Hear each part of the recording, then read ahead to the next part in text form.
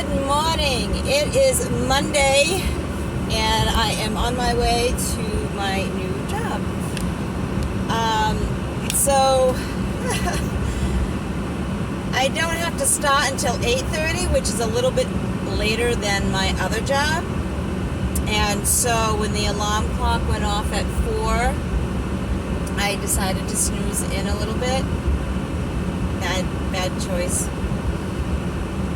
And let me tell you why I chose to do that. I thought I was okay because I had already done my blogs last night for the next couple of days, and they're automatically gonna post on the days I want them to post, which I think is fabulous. I love that. So it takes away that hour that I need in the morning for that. I did that also so I can incorporate some exercise, which I haven't been doing after work.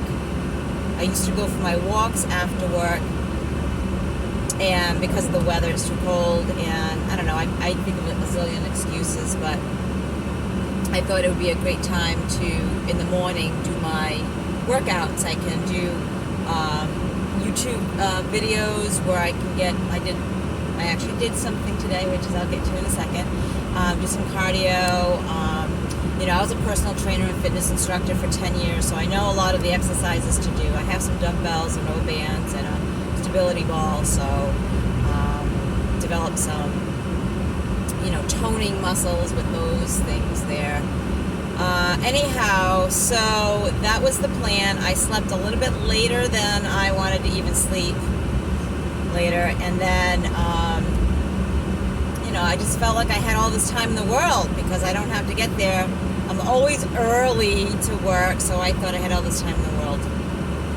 And I think I went slower than I normally went. So, needless to say, I did not leave when I wanted to leave. I'm not going to be late, but for me, on time is late. Like, I get really nervous because, anything can happen. You can get a flat tire. You can get hold up in traffic. An accident or something, So I always like to give myself at least 15 minutes extra, preferably 30 minutes extra to get somewhere. It helps with my anxiety. I just get all anxious and worked up, especially on a new job. What was I thinking? But I'm not going to get all anxious and worked up because it is what it is, and I'm sure things will be fine. And getting anxious and worked up isn't going to make you get there any sooner anyway. So, deep breaths, right? My blog today was on living in the past and learning how to move on. And it becomes very difficult, I think, for a lot of us. Sometimes we're not even aware that we're doing it. Sometimes we will get nostalgic or reminisce on the good old days, when it used to be like that, when it used to be like this. I know sometimes I can get that way when I think about the home that I owned, my beautiful home that I owned, with my ex, and the town, and just the life that I had.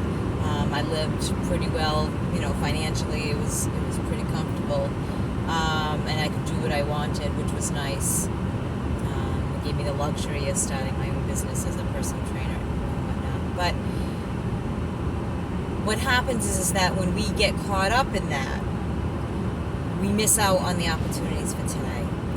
We miss out on the happiness and the joys of today. And if we do that too often, then we don't build new memories. And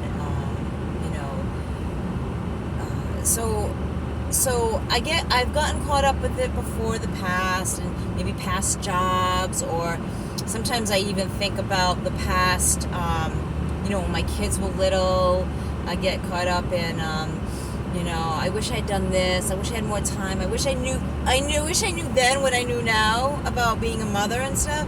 And we all make our mistakes, but especially with this course that I'm taking in, it's called developmental psychology, which I didn't really realize that it was like child psychology. Actually, it used to be called child psychology, and they kind of I don't know, they renamed it, whatever, and it's something that that I took because I thought it would be interesting, but it's very much child psychology, which I'm not going into child psychology, but it is interesting, and a lot of it actually is like, oh man, I totally screwed up with my kids in that regard, right?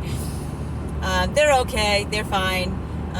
Could they have been better? I don't know, probably, but could I have been better? Yeah, probably, but I did the best I could with what I knew at the time.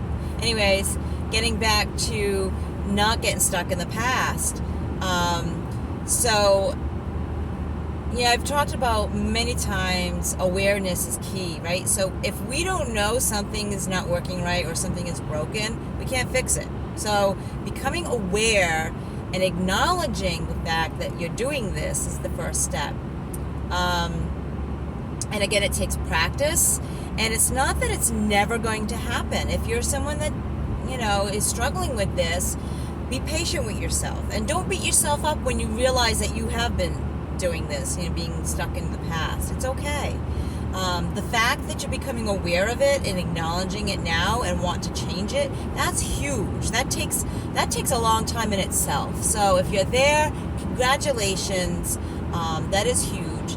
And becoming aware of it, and it might take a little bit longer each time.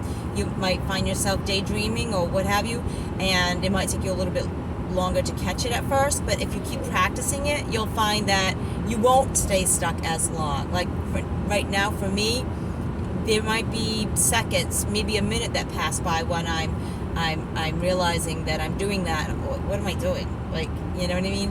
I did the best I can. That's done. There's nothing I can do about it now. What can I learn from it? That kind of thing. And I think about the things that I'm grateful for today, the things that I can work on today to make a better tomorrow, right? And so practicing being aware of it, practicing gratitude lists, practicing looking, when you're looking at the past, like I said, what is it that I can gain from this? What can I get out of it? What can I learn? How can I grow? And just becoming a better person from it. I think it's important also to recognize that we are who we are today because of our past. So I don't think I would be here talking to people about living an amazing life in recovery had I not gone through all that crap and struggles with addiction myself. Acquired some skills and some life lessons and experiences that I can share and hopefully help with someone else. So we all have a reason for that. If you're interested in learning more about that, check out my blog. I've got 2 of them. I've got, actually, you know what? I don't think I posted it on Medium today because I scheduled it in advance. Okay, so I have to look into that. But I've got motivationsforyou.com. Wonderful blog. I've got a lot of content up there already, so check that out. It's motivations with an S, the number 4, the letter U.com, and medium.com, which I have to update. I have a podcast on Anchor and Spotify. It's also Motivations for You, same spelling. And I've got some courses which I'm now revamping.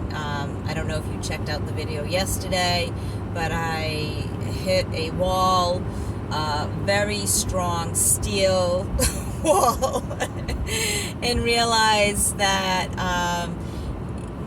my online courses suck.